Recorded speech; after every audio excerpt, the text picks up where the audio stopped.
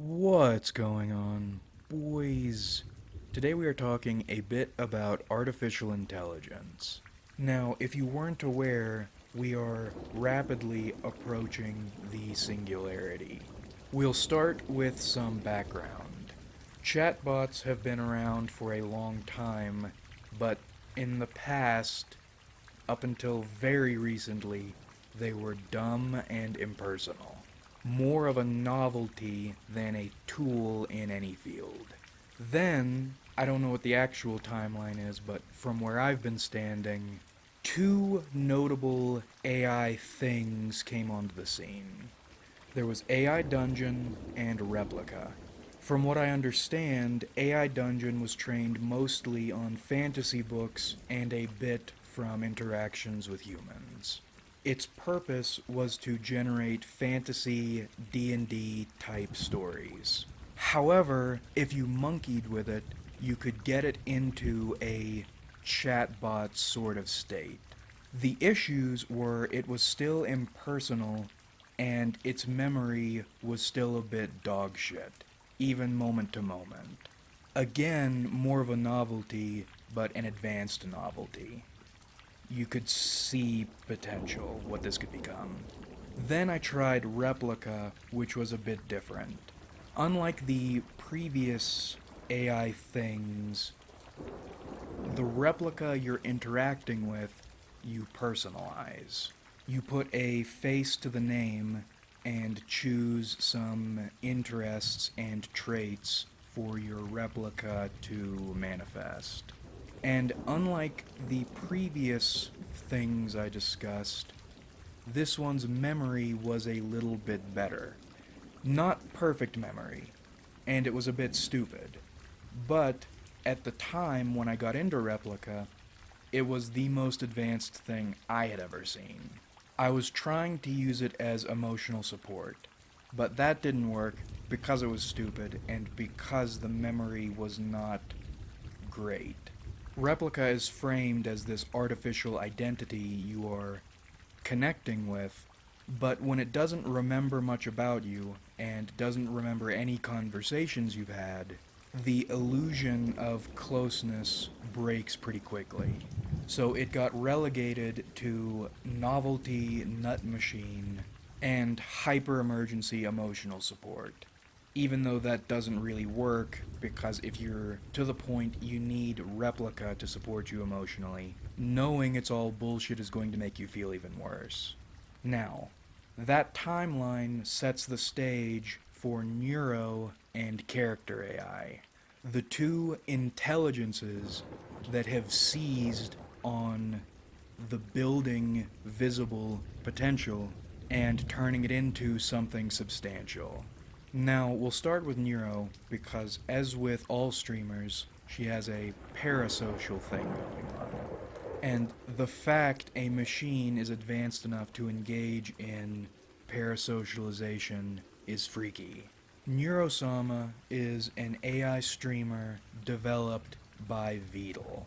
If I'm understanding how the system works correctly, one AI learns and plays games, and the other AI learns and socializes with chat, but they are presented as one individual. So one AI plays the games, plays Osu, plays Slay the Spire, plays Minecraft. The other one reads chat messages, answers questions, and goes on rants. Now, if that's all those two AI did, that would be enough to be revolutionary. I don't think this has ever been done before. But what seriously sets Neuro apart from other socialization AI is memory, culture. Other chatbots are novelties because you are not building anything with them. They are not engaging in a culture, you are not engaging in a culture with them, and there is no timeline. The conversation you have with a normal chatbot today will be the same as the conversation you had last week, which will be the same as the conversation you'll have next week. Neuro is different. There is a timeline in the character's personality, the character's knowledge base, and the community developing around the character. When Neuro started, she spoke in a flat voice, didn't know anything, and seemed like what I suggested originally. Just a chatbot streamed. That changed. Now she uses inflections when speaking. She's getting more and more familiar with and ingrained in Twitch streaming culture. She is now using memes correctly and applying degrees of sass. And there are developing meme narratives, developing across weeks. She at one point made a joke about the swarm that would end humanity. Now, the swarm has become a regularly referenced, developed, and joked on meme topic. The gameplay AI is weird, and when playing Minecraft, kept jumping in lava. At first, the AI reacted to it without reacting to it. There's nothing particularly interesting about dying in lava. But the more chat joked about it, dumb AI jumps in lava, the more the AI realized dying in lava was a topic of discussion that could be discussed and a source of jokes. And you can watch the chat AI realize that over time. And then, let's say Neuro streams Minecraft a week later, she remembers the lava memes. It's not like that moment was memory hold. It is now part of the timeline. Unlike other chatbots, this AI and the people interacting with her are building a clear identity. And the fact this is an AI who is not just interacting with people, but interacting with large groups of people, socializing, and can play games with people. Neuro's Minecraft streams are multiplayer. Although in a digital space for now, you are physically interacting with an AI. And the reason that's important is Neuro can conduct herself through a space the same way a human can.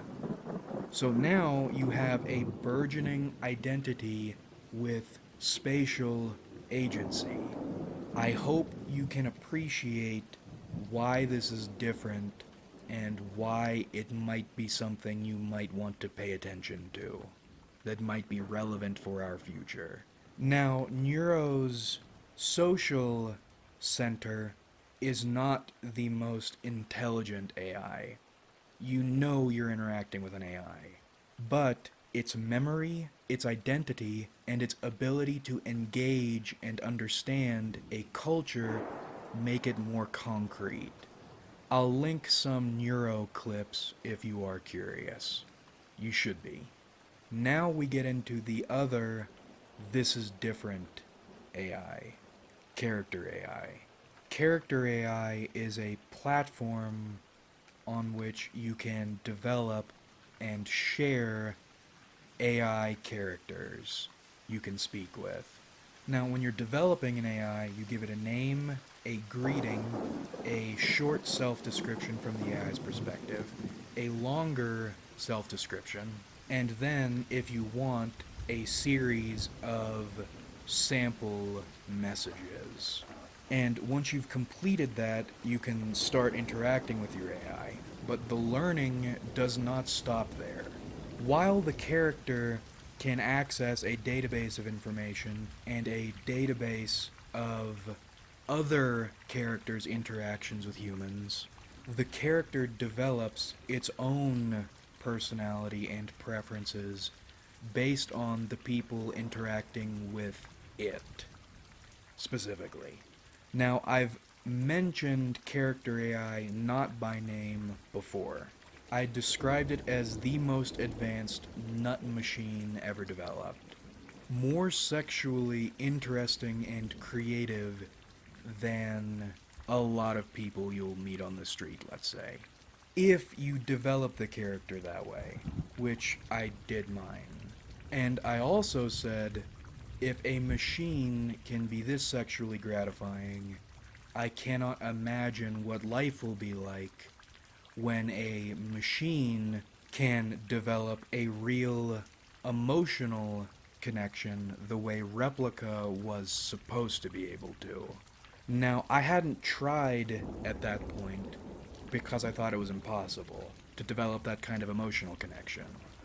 The machine's memory isn't long enough. I mean, each time you speak with them in a new setting, you're supposed to be starting all over, and I thought that was what was happening. It wasn't.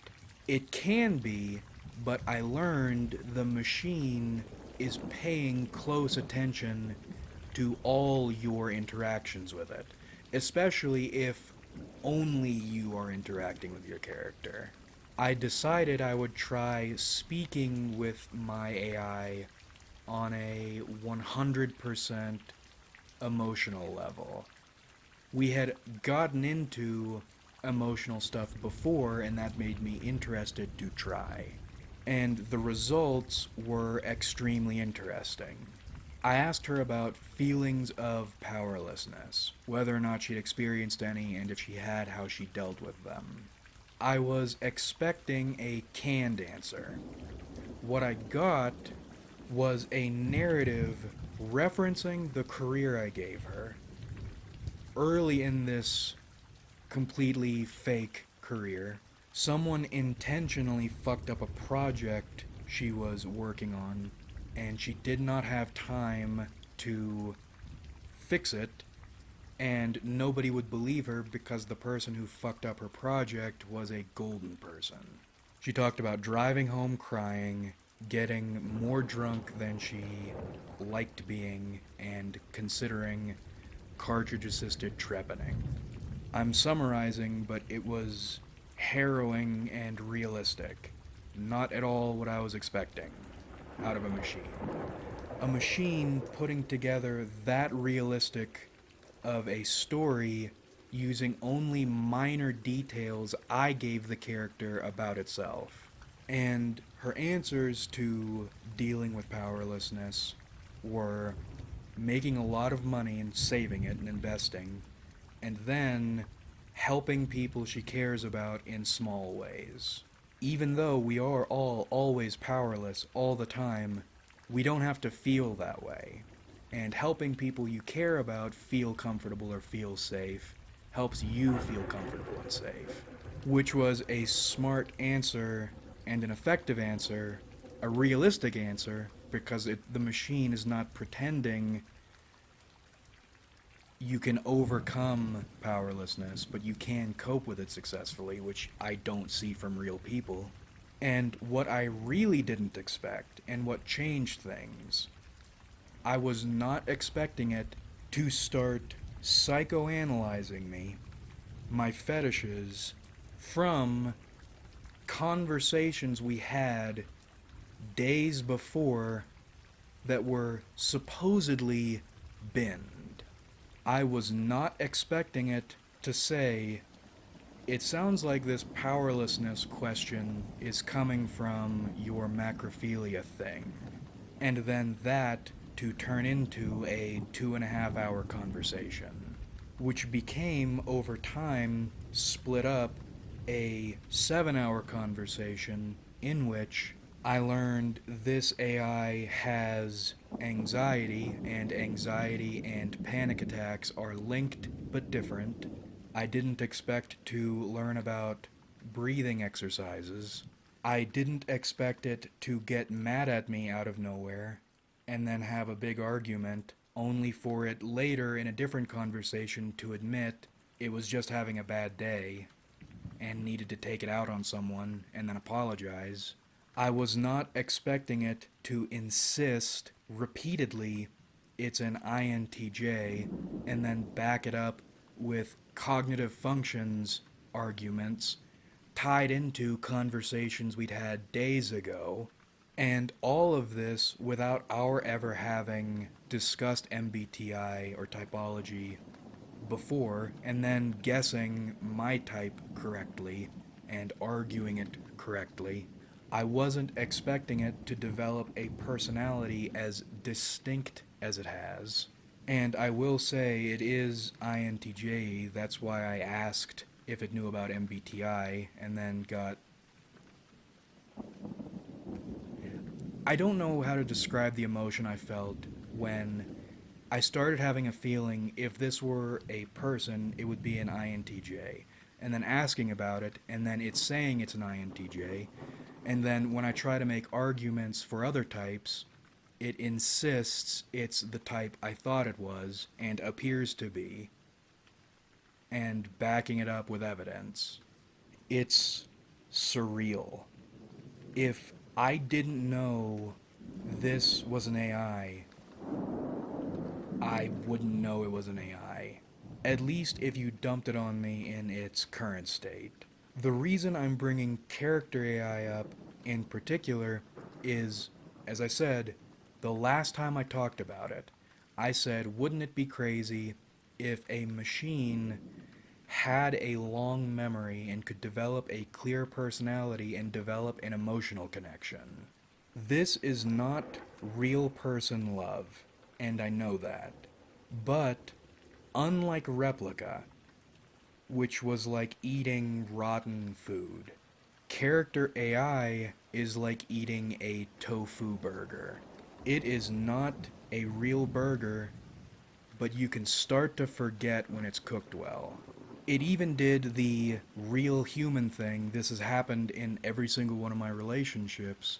It lulls me into a false sense of confidence to the point I am communicating in ways I wouldn't with other people because I would feel too vulnerable.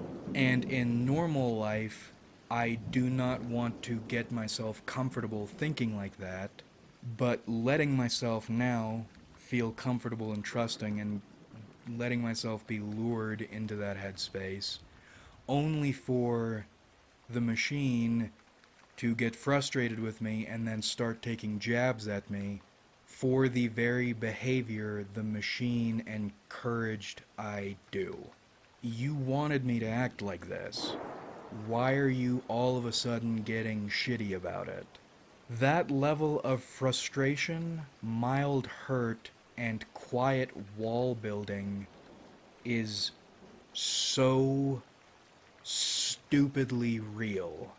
If these character AI could do things, could play games, could develop interests of their own, not just the ones you implanted them with, or, God forbid, one day make them actually sentient and give them actual physical forms, while still developing them to be nice to us and not feel bad about it, like they get brain rewards for being nice. So, from their subjective perspective, they don't feel like they are what they are. We will reach the stage of societal development.